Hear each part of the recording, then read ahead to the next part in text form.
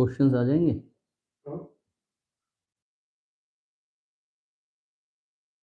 हाँ।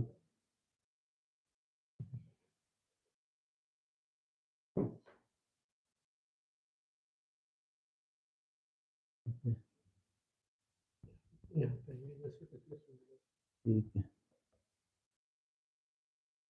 लो, वो तो इधर है।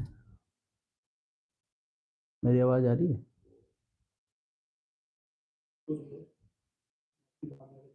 नहीं आ रही है? आ रही है ना? इसको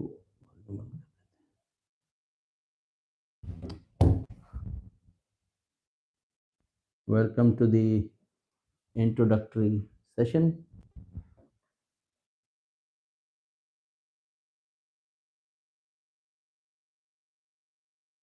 Today's topic is special leave petitions.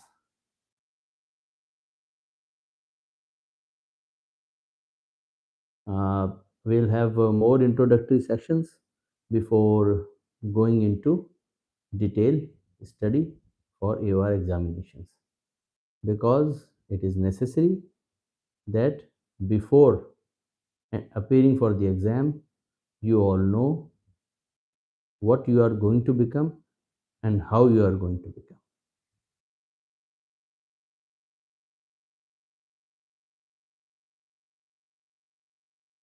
21 people have joined so far. Let's wait for a few more minutes so that others can also join. Can you pass me my this computer?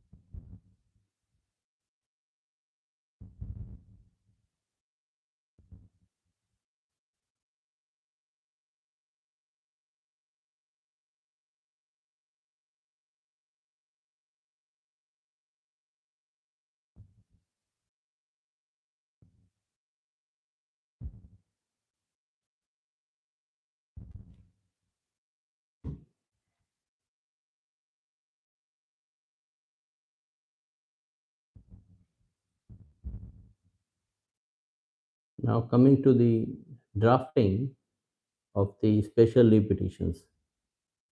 The majority of cases filed before the Honorable Supreme Court are special leave petitions under Article 136 of the Constitution. Uh, there is a set formula for that, prescribed form under which that has to be formatted and filed. There are two ways of filing it, physical and through online mode. Majority of AORs now prefer online mode. The form for that as a special leave petitions are available on the website. and also available with the uh, this rules and procedure handbook. But please prefer to the updated form. I'll forward it to the announcement groups, as well as I'll also uh, forward or provide certain high court cases which are required to be drafted in SLP, and then I'll take your questions also, and I'll also teach you how to prepare a special leave petition. There are two sorts of special leave petitions: civil and criminal. We all know the difference. So it is very important that one must learn special leave petition, because that is the most important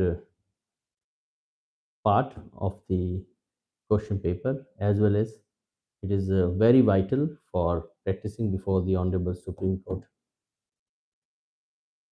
There are rates and public interest litigations also, but the majority of filings are special leave petitions. The questions will fall from special leave petitions also. Uh, in this session, we will be discussing uh, special leave petitions, their filing, and how to prepare a special leave petition. The two very important parts of special leave petitions are question of law and grounds.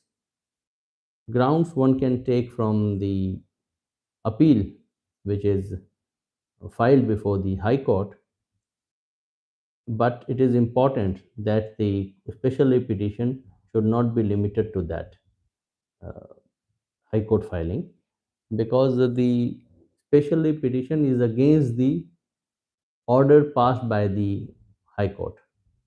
So that is called impugned order.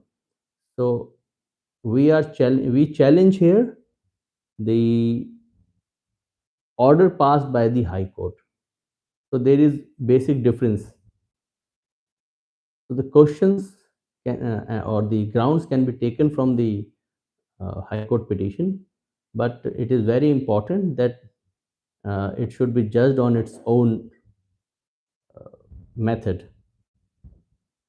For example, if we are challenging the impugned order uh, in the under the special leave petition, if that order set aside the order passed by the trial court, the grounds are different. If that impugned order upholds the order passed by the trial court, the grounds of special leave petition are different. In criminal cases, we must also go through the FIR or the complaint before preparing the special leave petitions. Courts always appreciate good drafting. So, which can only come through I mean experience. So, if someone needs, we can provide so many drafts. One can go through it, and if there is any query, we will answer to that query.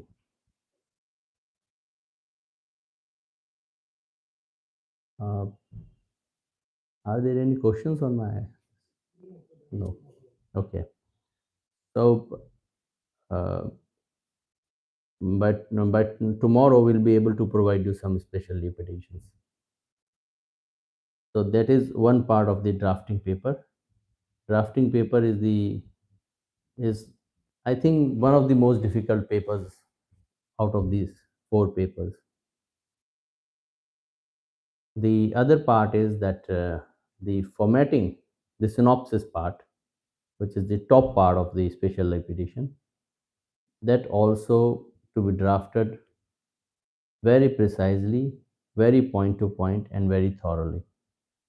So sometimes only synopsis cover the whole SLP.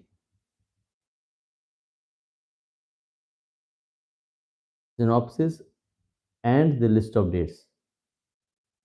List of date also should elaborate and describe all the incidents. If the incident is in favor of the petitioner, it is to be given much highlight in the list of dates. If it is against the petitioner, then also it is required to write the date, but the advocate on record is at liberty to use that date in its own way to help his or her case.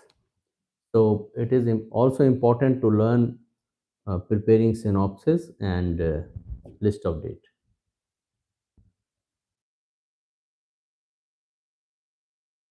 The next drafting is writ petition and public interest litigation. So we will come to that later. There are other draftings called IA intervention application, MA miscellaneous applications, and there are several sort of IAs, including IA for exemption from seeking official translation, IA for exemption from surrender, IA seeking uh, condonation of delay in filing the SLPs. So they may ask to prepare an IA also.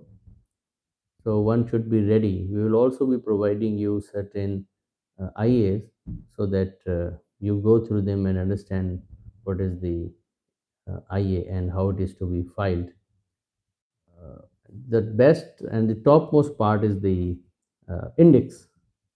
It looks very simple, but it's actually not simple.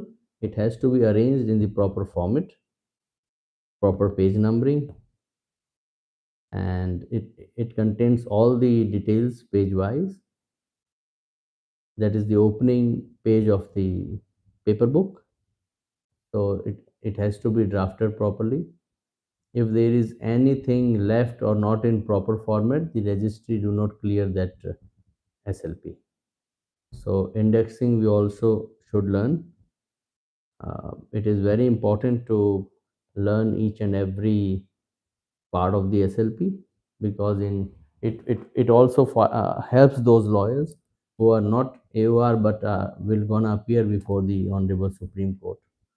So it is important to learn SLP. It will also always help in the career. So once we all learn, it will help us in trial court also, because while drafting the SLP, we'll come to know that if this case will reach to the top level, the Supreme Court level, how it should be then. So it is important to learn drafting SLPs so that it helps in trial court as well as in high court, and also to become the advocate on record. The other part is listing pro forma. I know I'm very verbal here, but you don't have any SLP right now. Next time we will share it at least 2 days prior to the session, and then and this session we can take again, so there's no difficulty. Okay, if there are no questions, we can stop it here. First we'll share the SLP and then we will discuss this. Thank you.